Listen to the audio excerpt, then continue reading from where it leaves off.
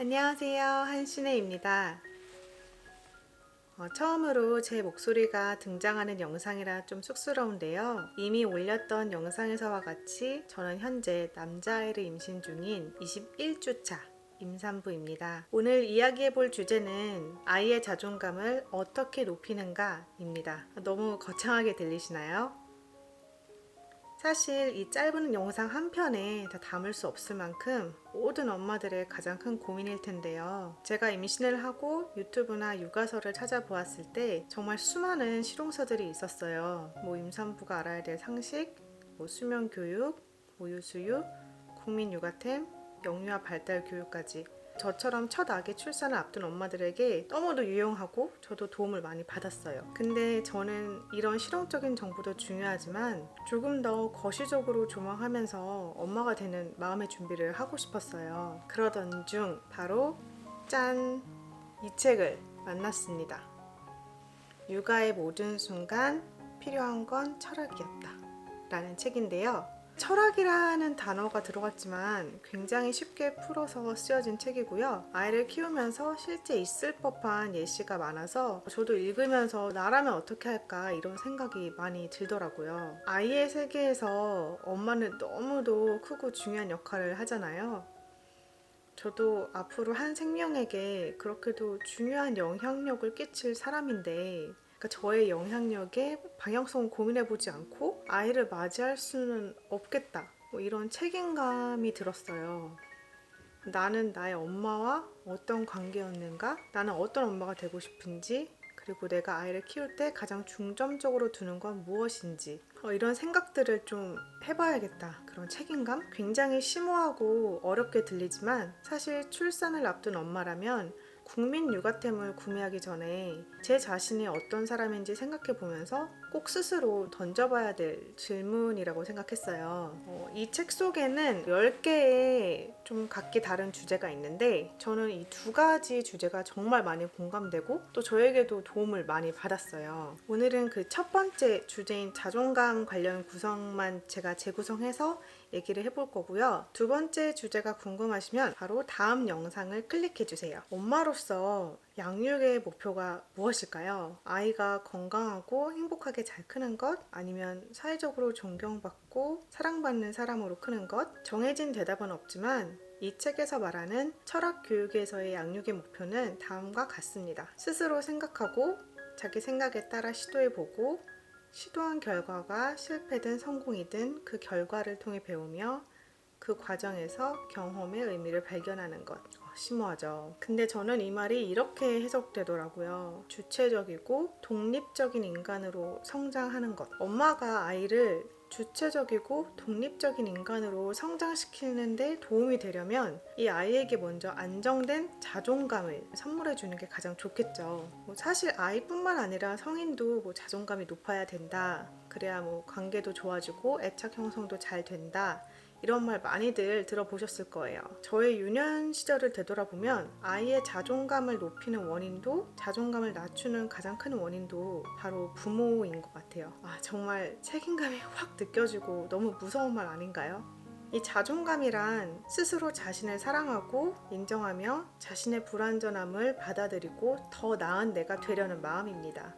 스스로 의해서도 타인에 의해서도 내가 꽤 괜찮은 사람이라고 생각되어질 때 자존감은 더욱 높아질 수 있겠죠. 반대로 스스로 생각할 때도 타인의 평가 속에서도 수치심과 창피함을 계속해서 느낀다면 사실 자존감은 하락할 수밖에 없을 것 같아요. 그런데 이렇게 타인의 인정 속에서 자존감과 혹은 수치심이 형성되기도 하지만 우리는 다른 사람 없이 혼자 있을 때에도 내가 한 어떤 행동과 생각 이런 걸 아무도 모를 때에도 수치심을 느낄 때가 있잖아요. 이 책에서는 바로 우리 안에 내면화된 타자가 있기 때문이라고 합니다. 이 내면화된 타자란 마치 제3자처럼 우리를 검열해주고 언제 자랑스러움을 느끼는지 언제 수치심을 느끼는지 그 기준을 제공하는 역할을 하는 거죠. 그런데 이 내면화된 타자는 주로 부모나 롤 모델에 의해서 형성된다고 해요. 즉 부모의 기준이 아이에게 정말 고스란히 내면화돼서 언제 스스로가 자랑스럽고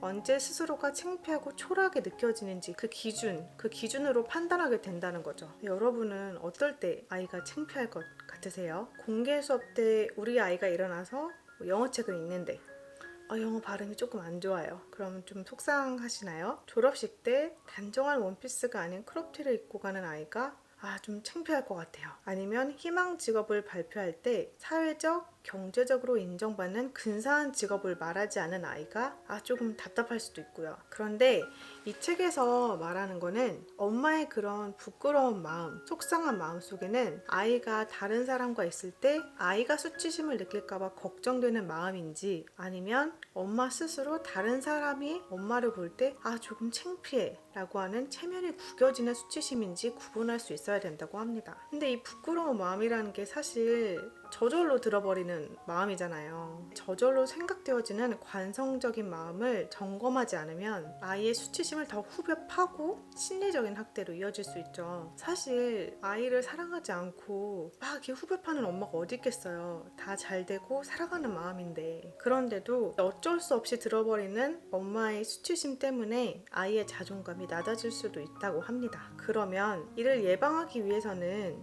어떻게 해야 될까요? 책에서는 크게 두 가지 방법을 얘기하고 있어요. 첫 번째로는 엄마, 나 자신의 자존감을 점검해 봅니다. 엄마가 자존감이 낮고 타인의 평판을 중요하게 생각할 때 행복감을 잘 느끼지 못할 뿐더러 타인의 시선이 그 수치심의 기준이 돼요. 그러나 자존감이 높은 엄마는 아이가 작은 실패나 상처를 입을 때 즉각적으로 판단하지 않고 조금 느리더라도 천천히 아이가 스스로 자신의 상처를 치유할 수 있도록 옆에 있어주고 기다려주고, 상처나 실수도 성장의 밑거름이 된다고 지지해주고, 그러다가 아이가 도움을 청했을 때 감정적으로 반응하지 않고 분별력 있는 조언을 들려줄 수 있다고 해요. 당연히 아이에게 건강한 내면화된 타자를 물려줄 수도 있겠죠. 근데 말이 참 쉽지 이 엄마 자신의 자존감을 점검하고 높이는 것도 정말 어려운 일이에요. 그래서 이 두 번째 방법은 저는 개인적으로 저의 유년기와 저의 성인이 돼서 스스로에게 정말 많이 도움을 받은 방법인데요. 이 책에서 정말 똑같이 명시하고 있어서 제가 엄청 놀랐어요.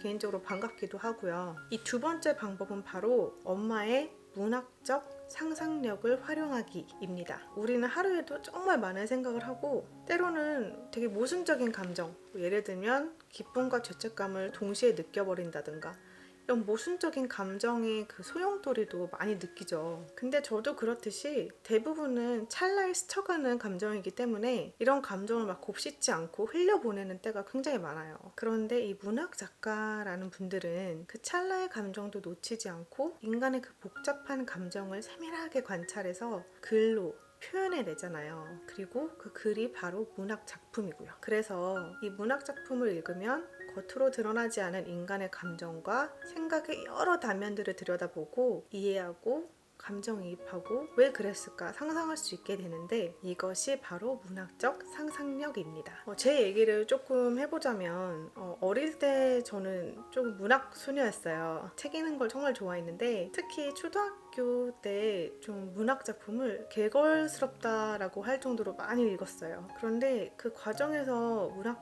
속 주인공이 나와 비슷한 감정을 느끼거나 혹은 나는 아직 느껴보지 못했던 그런 감정들을 세밀하게 느끼는 그 글을 읽으면서 굉장히 많은 위로를 받고, 또 이게 성인이 돼서 나도 모르는 내 마음을 조금 더 관찰할 수 있게 되고 지금 이 마음은 어떤 마음이야 라고 정의 내리기가 조금 더 쉬워졌어요. 얘기가 길어졌는데요. 이러한 문학적 상상력이 왜 아이의 자존감 형성에 도움이 되는지 말씀드릴게요. 어른 입장에서 아이가 이해가 안 될 때가 정말 많잖아요. 그리고 특히 아이가 아직 의사소통이 좀 원활하지 않을 때, 아직 자기 표현이 조금 명확하지 않을 때는 정말 답답하고, 답답하다 보니까 욱하거나 버럭할 때도 있고, 그러다 보면 사실 언어 폭력까지 이어질 수도 있죠. 뭐 너는 왜 항상 그 모양이니? 너 때문에 엄마가 뭐 죽고 싶어. 왜 너 같은 애를 낳아서? 나중에 너도 너 같은 애를 낳아봐라. 뭐 이런 식의 그런 수많은 말들 있잖아요. 그런데 바로 그럴 때 나도 모르게 그 관성적인 마음, 그 감정이 툭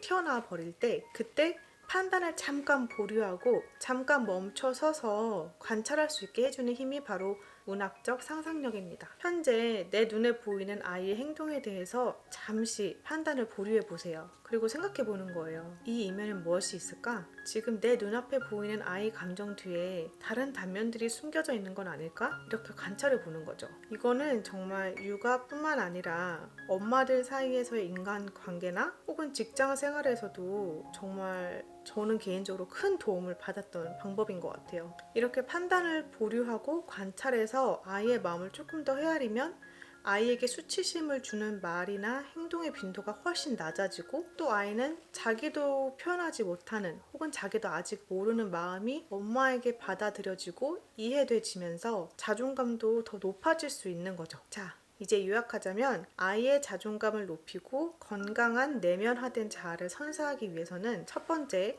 엄마 스스로의 자존감을 점검하고, 두 번째, 문학적 상상력을 통해서 즉각적인 판단을 보류하고 눈에 보이는 것 이면의 감정을 관찰해 보기라고 할 수 있습니다. 자, 어떠세요?